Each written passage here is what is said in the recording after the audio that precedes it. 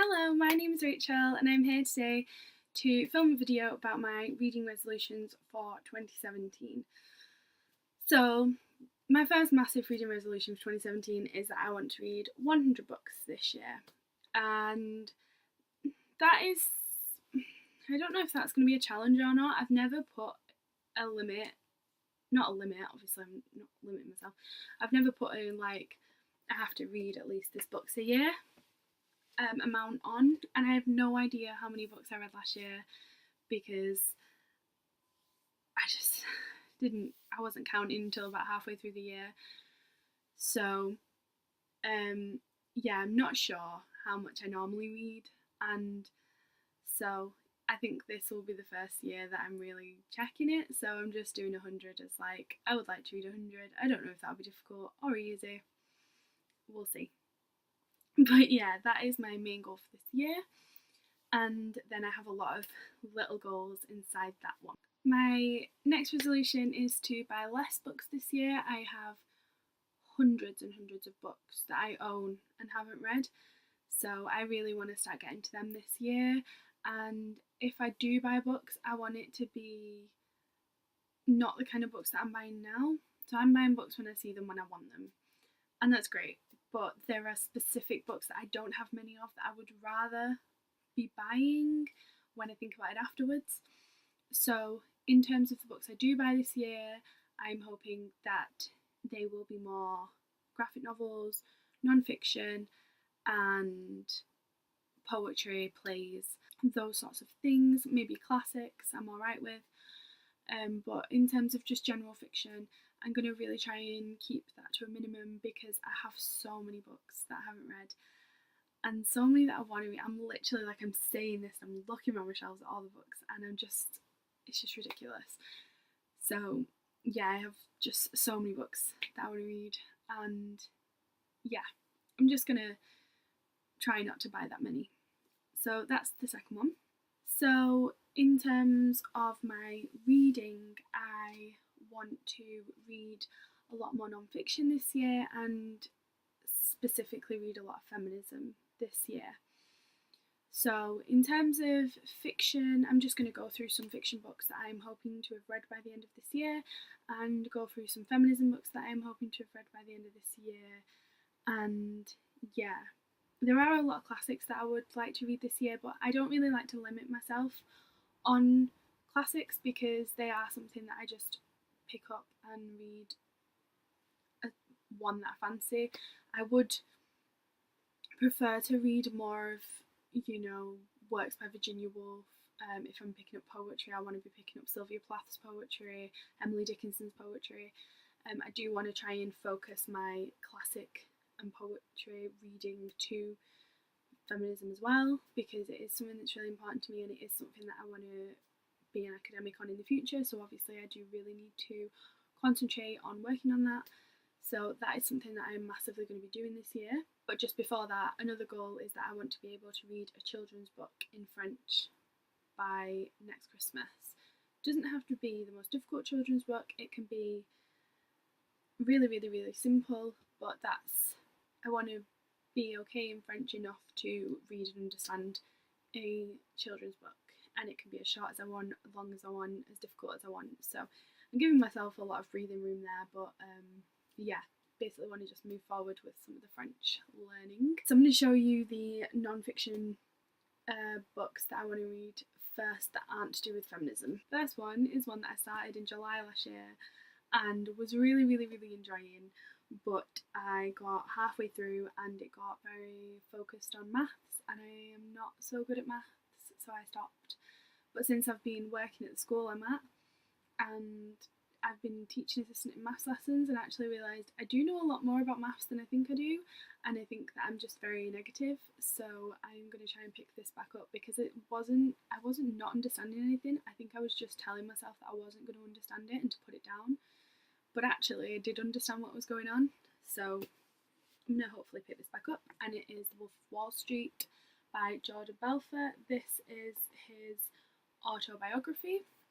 Obviously made a film based on it, a film that I absolutely adore. And yeah, I got 186 pages into this and basically it got to the bit where, if you've seen the film, they go to Switzerland and talk about foreign banking and rat holes in Switzerland. So yeah, kind of dried up a little bit, wasn't as interested in that bit. But yeah, it's 515 pages and I've read like 186, so haven't actually got that far yet left to go, and I was reading this quite fast when I was reading it. So yeah, I'm gonna try and pick that one back up. Not straight away, because the next book I'm reading, I am actually currently reading, so this will probably be second or third. But yeah, really want to finish that this year. This is the book that I am currently reading, and it is Another Day in the Death of America. Obviously, I did start this in November, and I know it's pretty ridiculous. I am just not someone who is a big push. Like, I don't have this big push to read non-fiction a lot of the time, because it can be, like, this is very upsetting. So, and I read a lot when I go to bed, and I can't read this when I go to bed. I just can't. It's too sad. So I can only read it during the day, but I don't want to read it when I'm on a train, because I'm only on the train for like 10 minutes, and it's not the kind of book you can just dip in and out of. You want to like read the whole chapter. And yeah, so I've kind of only been reading it on weekends, and that's if I've not got a book that I'm like absolutely obsessed with. So I think for non-fiction this year, I'm going to try and limit the amount of other books I'm reading with that book. So at the moment I'm reading this, Dreaming the Bear, Frenchman's Creek and The Beauty Myth, which is too many books to be reading, because I'm dipping into the others because I'm really enjoying them, and not dipping into this one as much because I know that it does upset me. But it is really, really good and I am enjoying it, so I'm gonna really try and get this finished by the end of the month, I think, which should be alright.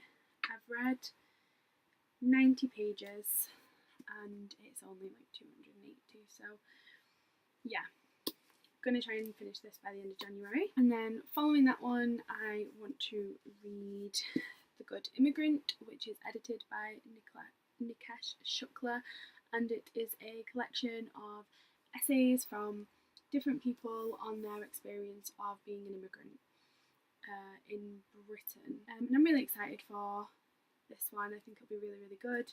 And it's a collection of 21 writers, so I actually think it'll be pretty quick to read, because as you can see, like, the first one's 10 pages, second one's 12 pages, next one's 11 pages. They're not actually very long, and I feel like it's something I can dip in and out of through the month to break up the reading of other books. So I actually think I can get this read pretty fast. Then this is a book that I got very, very recently, and it is The People's Republic of Amnesia by Louisa Lim. And it is about a shooting that happened in Beijing's Tiananmen Square in 1989, and basically people have just forgotten about it. So it says on the back, a quarter century later, this defining event remains buried in China's modern history, successfully expunged from collective memory. So I'm really excited to read this, actually, because it's just a very odd concept that something so massive would just be forgotten about.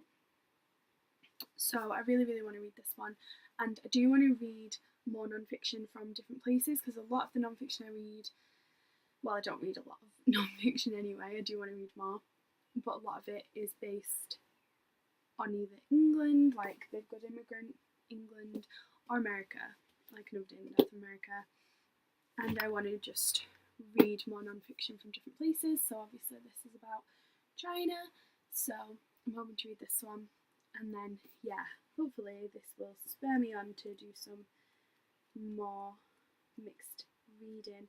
It's actually only 226 pages, so it shouldn't take too long to read.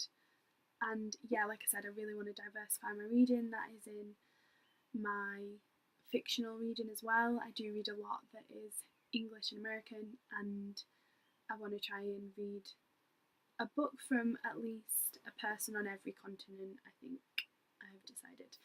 So I'm going to get a list together of those and get a book from a person on every continent, and that is another goal that I have this year. Getting a lot of goals. I don't know if I'm getting ahead of myself, but I think I'm going to enjoy it, so it's okay. Next books I want to read, the first two are quite hard-hitting. They are books that I've wanted to read for quite a while, and one you could count as feminism anyway. I am going to, because obviously I am saying that I want to read about 10 big feminism books this year, and I just think this is going to be an easier one to read than some of the ones that I've picked. So I'm definitely going to say that this one is counting, and it is I Am Malala, the girl who stood up for education and was shot by the Taliban. Obviously, a very famous girl. A lot of people know who she is now. And yeah, I just really want to read this book. It's actually not got that many pages. And yeah, I get told by a lot of girls at the school I work at to read this book. I work at a Muslim girls' school, so this has been quite a popular book taken out of the school library. And obviously, I am constantly telling the girls that they need to be reading more, what books they need to be reading, and I'd be quite a hypocrite if I didn't listen to them when they were telling me what books to read. So I picked this one up because they recommended it a lot to me, and obviously a lot of people have said it's very good. So this is another non-fiction that I want to read this year, and kind of along a similar vein, just because it's a young girl talking about her experiences, I want to read The Diary of a Young Girl by Anne Frank. And obviously this is the diary of Anne Frank, who was a young girl who was murdered during the Holocaust. I wanted to read this for a while, but it hasn't been something at the front of my mind, just because I studied a lot to do with Germany when I was at school and at college, because I did a whole year on Germany through the two world wars on my history course, and that was very heavy, and we did a lot about the Holocaust. So I think it just wasn't at the top of my priority list, because I had so much other reading to do in terms of actual historical writing, that then when I was in my private time I didn't want to be reading about it as well. But yeah, I'm ready to read it now, and I went to Amsterdam around October time last year, and we went to Anne Frank's house, and I was walking around, and it was just so affecting, and I decided there that this was something I was going to read within the next year. So yeah, I want to read this soon as well. Saying for all of them that I want to read them soon. There's no way I'm going to read all of these soon. They are going to be something that I read throughout the year.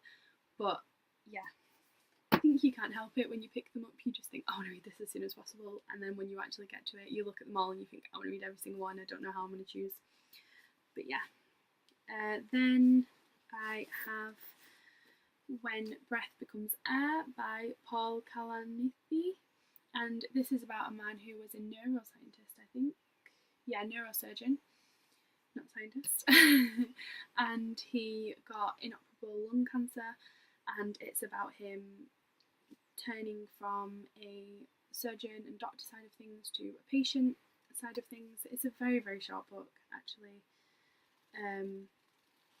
but it just looks really interesting. And I haven't read a lot of books about illness, because I just find them scary, because I feel like when you read them you're straight away like, oh my god, is this going to happen to me, you know, when you like work yourself up. But I think it is quite important to read books like this, so that's definitely one that I want to get to soon. I've said it again. I think I will, because it's quite short, and it is nice to like bang a few of the short ones out so that you feel like you're getting to your goal. So there's that one. And then I have some light-hearted ones, because they were all very sad and hard to read types of books. So the first is Amy Poehler's Yes Please. I got this last year and I've wanted to read it ever since. I love Amy Poehler. I adore Parks and Rec, adore her and Tina Fey when they do anything. So I've wanted to read this for quite a while. I think she's absolutely hilarious, and yeah, I'm just really excited for this one.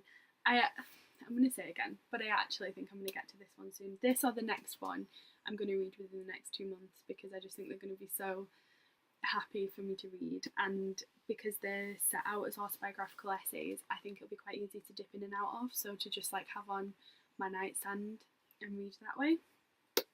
So this one that I want to read, either one of these in the next 2 months, is Anna Kendrick's Scrappy Little Nobody. I absolutely love Anna Kendrick. She's just so funny. She has quite a similar sense of humour to me in that I'm very sarcastic and stuff, so I feel like this will be very amusing for me.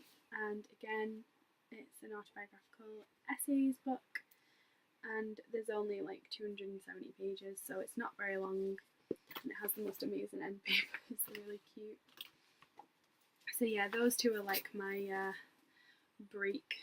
The first in terms of feminism books that I want to read is actually one I want to finish, which is The Beauty Myth by Naomi Wolf, How Images of Beauty Are Used Against Women. This is a book I have been reading for a while, but it's because I've been doing very, very detailed notes on what I've been reading. I won't be doing detailed notes on all of the feminism books I read this year, but there are 3 or 4 that I'm going to read that I will be doing detailed notes, and that's why it's taken so long. It is very dense because it's very specifically talking about what it's talking about. I remember the word, but you know, like quite funny, and they talk about stuff that's happened to them in terms of like feminist issues, and that will be fun. But yeah, this I really want to finish. I'm really, really enjoying, and yeah, I've just been taking my time with because I've been reading this and another book about self-esteem to try and improve my own. So this is like a book that I really, really want to finish soon, and it shouldn't be too long. I've read 131 pages and there's only about 280, so I've read nearly halfway. So yeah, I'm gonna finish that one. Next 3 are history wise. So the feminism that I know about is feminism that I've learned when I've been in English, and basically, yeah, these are things I did in English. I researched for essays and for my dissertation and things like that, but I've never actually had to study like first wave feminism, so we never did it in history and things like that. So I don't actually know a lot about it. What I do know, I've like watched in the suffragette film, or I've watched in documentaries and things like that, or just things that people allude to when they talk about feminism. But I don't actually know a lot of the history, which is something that I really feel like I should know and want to know. So I have 3 books that are aimed more at the history side of things that I want to read. So the first is A Vindication of Women, of the Rights of Women by Mary Wollstonecraft, and it says, "It is time to effect a revolution in female manners, time to restore them to their lost dignity and make them as a part of the human species." So this is very, very short. This won't take me very long, just over 100 pages.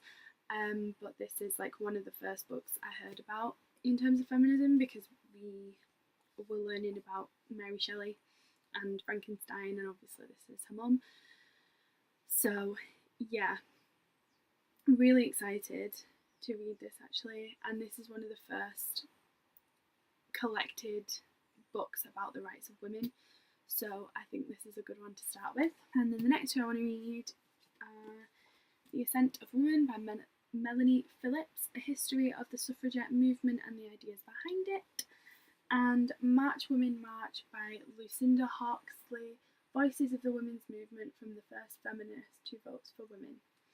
So these are my 2 big history books that I want to read about feminism this year. I don't think this one will take very long, it's quite short, and the writing is quite big, and it's only like 250 pages. So I think this will be quite a fast read. And yeah, I think I will read this one first anyway, because it's the one I got first and the one that looks quite interesting to me.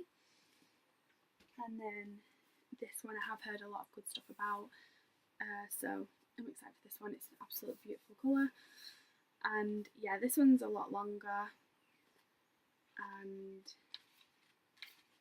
yeah, has chapters like How It Began, Mary Wollstonecraft and the French Revolution, so hopefully, because I'll have read The Vindication of Women's Rights, that will mean a lot more now. The Angel in the House, Embers Smolder, Ladies of Langham Place, Sexual Double Standard of Victorian England, that'd be quite good. Josephine Butler and the Revolt of the Women, Age of Crusades, The Woman's Napoleon, Theatre of Violence, Damnation of Men, War and Victory. Yeah, this just sounds really, really good, so I want to read this one. Next to the first one I saw a while ago and wanted to buy, and my girlfriend told me I couldn't buy it because I was already buying 3 books and we were in like a proper bookstore and they were all hardback non-fictions, so I had spent like 50 quid already, and she was like, "You are not buying that, put it down, you can buy it next time," which I did. So it is Girls and Sex by Peggy Orenstein, and this is basically about our society today and how we view girls and sex, obviously. So it talks about the generation gap between now we've got like Instagram fame and Snapchat celebrities and porn is everywhere, and how that is different to how it was years ago. And yeah, it says she is revealing the hidden truths and hard lessons of young adulthood and starting a much needed conversation about women's sex lives in the modern world, which sounds very, very interesting, I feel. And it's got chapters such as Like a Virgin, whatever that is, hookups and hang-ups, everything you never wanted to know about girls and sex, Blurred Lines Take 2. So I'm really excited for this one. I think this will be a bit like the Beauty Myth in that I will take notes when I'm reading this one, so it will take quite a while. However, looking through that, the notes section is massive, so it's actually only 238 pages, so it might not take as long as I'm thinking. And then the next one is Girls Will Be Girls, which I got because I saw quite a few reviews for it on BookTube of people saying that it was quite a good feminism book, and decided to buy it. This is by Emma O'Toole, and it's about dressing up, playing parts, and daring to act differently. Well, it's got a quote straight away by Judith Butler on the first page, who is amazing. So I'm quite excited for that.